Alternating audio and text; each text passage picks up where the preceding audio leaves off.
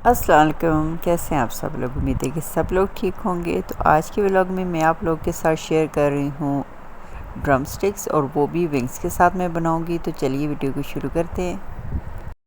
तो सबसे पहले आपने क्या करना है कि विंग्स के अंदर जो डबल बोन होती है उसको आपने निकाल देना है, और जो सिंगल होती है उसको आपने छोड़ देना है।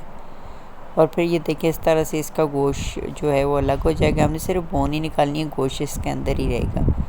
फिर आपने दूसरी साइड से इस तरह से गोश्त को इस तरफ लाना है, चिकन को, और ये सारा इकट्ठा एक जगह पे हो जाएगा। तो अगर इसमें से थोड़ा बहुत अगर गोश्त टूट भी जाता है तो वो साथ आपने रखने हैं, बाद में जब हम इसका मिक्सचर बनाएंगे तो उसके साथ ऐड कर लेंगे।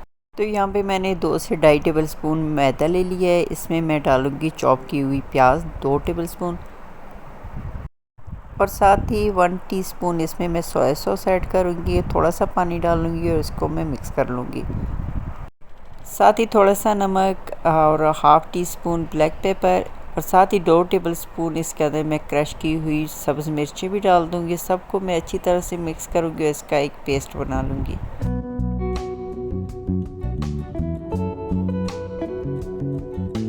फिर ये देखिए इस तरह से इनको उठाया और साथ में छुरी की मदद से इनको हल्का हल्का मैंने मैश कर लिया, ताकि इसकी जो बोटियाँ वो ज़्यादा मोटी ना हो। ये देखिए यहाँ से मैं पतला कर रही हूँ, तो आप भी इस तरह से कर लीजिएगा, हाथ में पकड़ेगा। और साथ ही ये मिक्सचर जो है इसको आपने इन बोटियों के ऊपर लगा देना है, और फिर हाथ से अच्छी तरह से सारी बोटियों के ऊपर लेप बना देना है इसका। ये देखिए ये अंदर तक जाएगा, और फिर ये इस तरह होगा कि इसकी जो बोटियाँ हैं अगर टूट भी जाएंगी तो वो निकलेंगी नहीं। तो इस तरह ऑयल में अच्छी तरह से फ्राई होकर ये लॉलीपॉप की शक्ल में आ जाएंगी। तो ये मैंने सब के ऊपर इस तरह से लेप लगा दिया है इसका।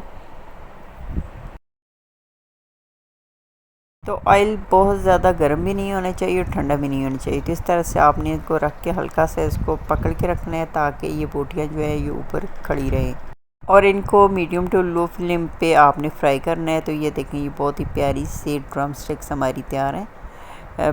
बाज़ लोग तो लेग के साथ ड्रम स्टिक्स बनाते हैं और उसके सारा गोश्त उतार के कीमा बना के तो उस तरह से ऊपर लगाते हैं, लेकिन मैंने ये बहुत ही आसान तरीके से आपको बनानी सिखाई है। तो आप लोग भी बनाइएगा, बहुत ही ज़्यादा मज़े की बनी थी। तो यहाँ पे बन रहा है करेला गोश्त, और साथ में बन रहा है जी चिकन पुलाव। और आज मैंने जाना है अपनी बहन के घर, क्योंकि वो यहाँ पे शिफ्ट हो गई है। तो मैंने उससे कहा कि आपने अपना काम ख़त्म करना है तो मैं खाना बना के ले आऊँगी। तो शिफ्टिंग का जो काम होता है बहुत ही ज़्यादा थका देने वाला होता है, तो इसलिए मैंने कहा कि चलिए मैं आपके साथ आके कुछ ना कुछ काम भी करवा दूँगी और साथ में खाना भी बना लाऊँगी।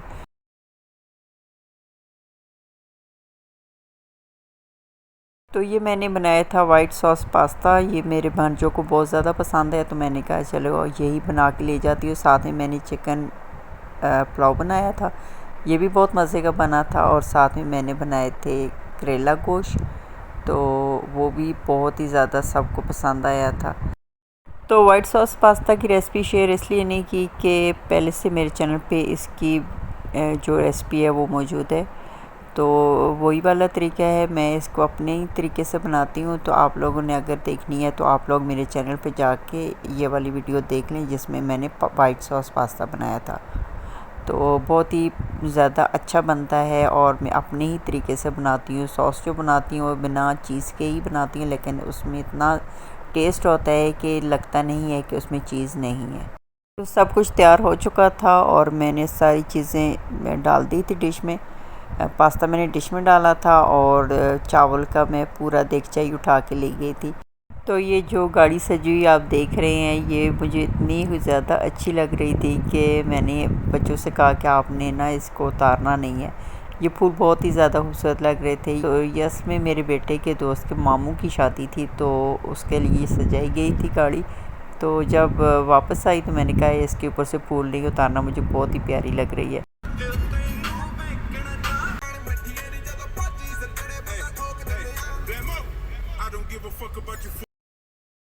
घर की थोड़ी बहुत सेटिंग की, तो उसके बाद हम लोग आ गए बाज़ार, क्योंकि बहन ने कुछ शॉपिंग करनी थी। तो वॉशरूम के लिए कुछ चीज़ें लेनी थी, स्लीपर वगैरह लेने थे, बर्तन लेने थे।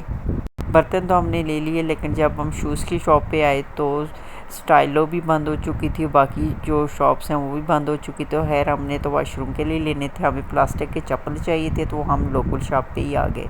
तो यहाँ पे देखें जी, बहुत ही खूबसूरत जो सैंडल है वो भी मौजूद है, और बिल्कुल उन्होंने जो ब्रांड के सैंडल है ना, सेम वही वाले इन्होंने डिज़ाइन जो है वो चोरी किए हुए हैं। तो बहुत ही प्यारे लग रहे थे और अच्छे थे और रीज़नेबल प्राइस पे भी थे।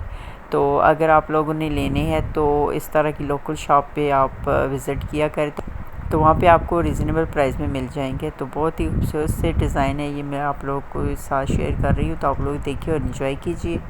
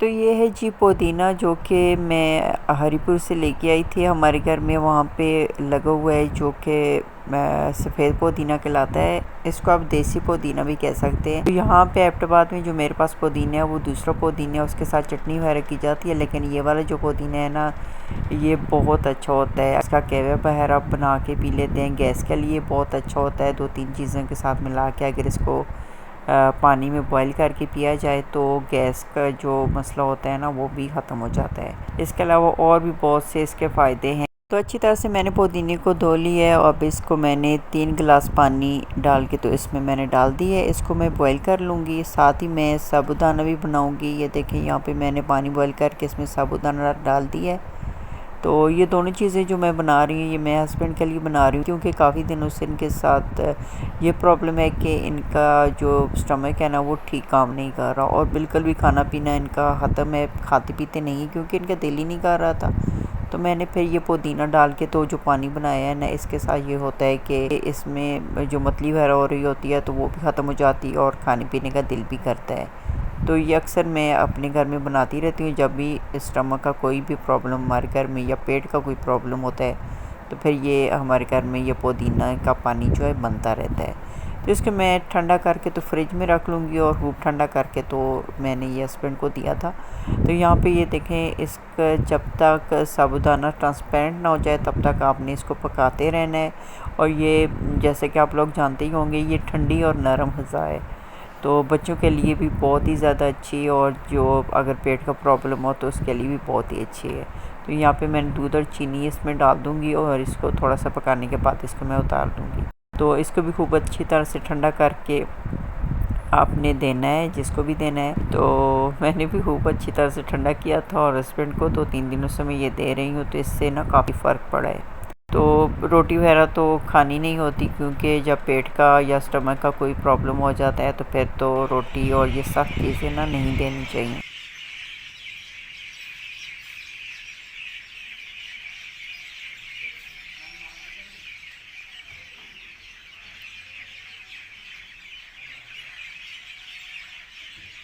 तो यह है जी शाम का टाइम, और चिड़ियों की चहचहाहट जो है ना बहुत ही प्यारी लग रही थी, और मौसम भी इतना हसीन था, गहरे बादल थे। और जब हम चाय पीने बैठे ना, मैंने हस्बैंड से कहा कि आए बाहर बैठ के चाय पीते हैं, और जब हम चाय पी रहे थे तो साथ ही ना बारिश भी स्टार्ट हो गई।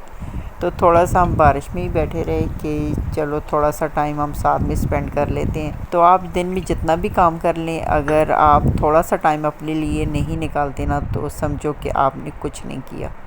तो अगर आप थोड़ा सा भी टाइम अपने लिए निकाल लेते हैं, 10 से 15 मिनट ही, तो आपकी सारी थकावट जो वो ख़त्म हो जाती है।